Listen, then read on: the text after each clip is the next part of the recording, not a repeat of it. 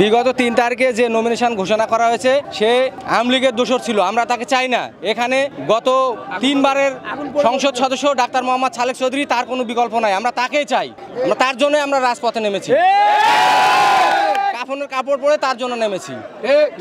তাকে যদি না দেওয়া হয় আমরা এখানে আন্দোলন করতে চালাতেই থাকবো এবং রাস্তা অবরোধ করতেই থাকবো। এখন আমরা চাচ্ছি নওগাঁ 46 আসনে পরিবর্তন করা হোক। এই পরিবর্তনের মাধ্যম দিয়ে এখানে ডক্টর সালেক চৌধুরীকে নমিনেশন দেওয়া হোক। আমাদের তৃণমূল নেতা কর্মীর এটাই দাবি। সালেক চৌধুরী বিগত দিনে মামলা মোকদ্দমা এবং বিভিন্ন সময় দুর্যোগের সময় নেতা কর্মীর পাশে ছিল, সাধারণ জনগণের পাশে ছিল, এই জন্য আমরা তাকে চাই। বর্তমানে যাকে দেওয়া হয়েছে একে আমরা সাধারণ জনগণ চাই না, আমরা বর্জন করি। একে কোনো লোক ছিলেন না সালেক চৌধুরী ছাড়া। সালেক চৌধুরীর সবসময় আমরা আওয়ামী লীগের অত্যাচারে আমরা বাড়ি থেকে বাড়িতে পারছিলাম না। এখন চাচ্ছি এই নওগাঁকে সালেক চৌধুরীকে আমরা চাচ্ছি মনোনয়ন যাতে সালেক চৌধুরীকে দেওয়া হয়। বিএনপি মনোনীত প্রার্থী পরিবর্তনের দাবিতে আজকে হাজার হাজার মানুষ একত্রিত হয়েছে। আমরা দুর্দিনের ডাক্তার মোহাম্মদ সালেক চৌধুরীকে দেখতে চাই, কারণ তিনি 3 বারের এখানকার সংসদ সদস্য ছিলেন।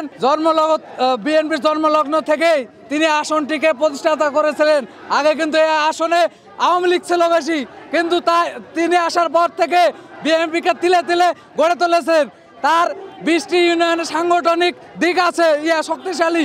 আমরা তাকে তৃণমূলের জনগণ ডাক্তার মোহাম্মদ সালেক চৌধুরীকে চাই। আমাদের নওগাঁ 1 আসন নামাজপুরে আমরা আজকে বিক্ষোভ মিছিল করে দিয়েছি, মশাল মিছিল করে দিয়েছি, কারণ আমাদের এই নওগাঁ 1 আসনে ডাক্তার মোহাম্মদ সালেক চৌধুরী, যিনি দুর্দিনের সঙ্গী ছিলেন, যিনি আমাদের অভাবের সময় আমাদেরকে সব কিছু সান্ত্বনা দিয়েছেন, যিনি আমাদের লোকজন যখন জেলখানায় গেছে তিনি ছুটিয়ে নিয়ে এসছেন। এই সালেক চৌধুরী আজকে এই নমিনেশন থেকে বঞ্চিত হয়েছে। এর জন্য আমরা আমাদের মতো শত শত কর্মী আজকে মন খারাপ করে তারা আজকে শোকহাত পালন করতেছে। আমি এই মিডিয়ার মাধ্যমে হাইকমান্ডকে বলতে চাই, বিগত 17টি বছর আমরা এই ফ্যাসিস্ট আওয়ামী লীগ সরকারের আমলে আমরা কখনোই শান্তিভাবে ঘুমাইতে পাইনি। যদি আজকেও আমরা এই দুর্দশা পাই, আজকে যদি যাকে নমিনেশন দেওয়া হয়েছে তারা দেখতেছি আওয়ামী লীগেরাই আবার বিদেশ থেকে দূর দেশ থেকে ঢাকা থেকে সব জায়গা থেকে গ্রামে ফিরলে বুক ফুললে তারা পিকনিক করতেছে। আমরা কিসের আশায় এতদিন বেঁচেছিলাম? আমরা কিসের আশায়?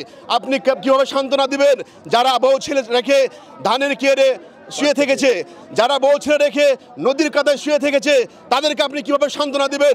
তাই আমি আপনাকে আমি নর্থ কমান্ড জিজ্ঞেস করতে চাই, আপনি এই পূর্ণ বিবর্জন করুন, আমাদের ডাক্তার মোহাম্মদ সালেক চৌধুরীকে নিমন্ত্রণ দেওয়া হোক, না তো আমরা অনশন চালিয়ে যাব ইনশাআল্লাহ।